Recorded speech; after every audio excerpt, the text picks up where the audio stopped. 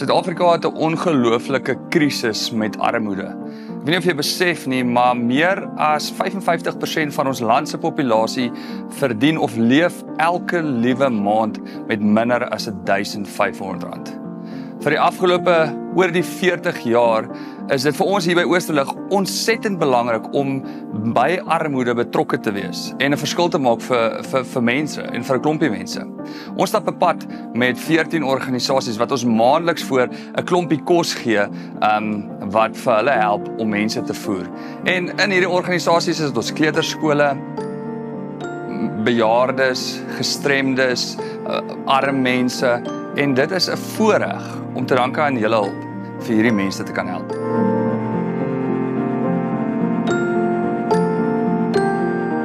Jy weet Matteus 5, ons moet lig van die wêreld wees, en dis vir my die belangrikste, en ons moet die voete van Jesus en die arms van hom wees, en ons moet na die wêreld kyk soos wat hy na die wêreld gekyk het. En as jy nou dink hoeveel magies is daar deur hierdie jare gevoed wat nie kos gehad het nie.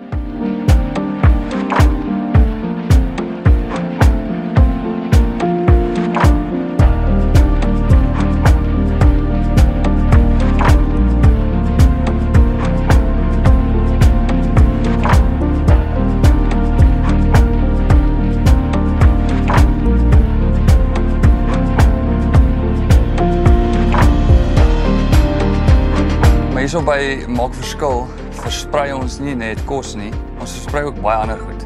Klere, meubels, rekenaartoerusting.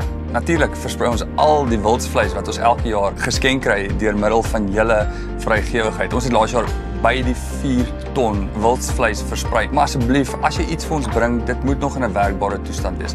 Baie van hierdie mense het nie die finansies om dit te kan regmaak nie. So kom help ons om 'n groter verskil te maak.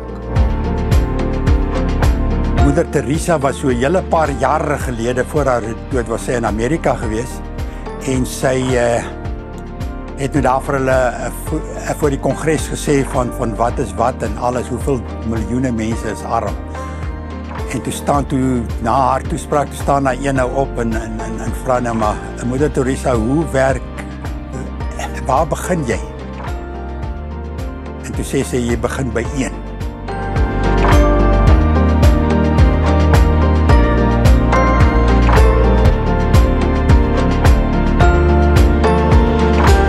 Ek op 'n plaas groot te word, en as my pa en ma my kom aflaai maandag of kom oplaai Vrydag, het hulle altyd groentes en goed gebring.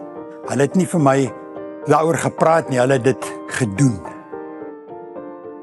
Want daar is duisende in Suid-Afrika, miljoene in Suid-Afrika. Begin by daai 1.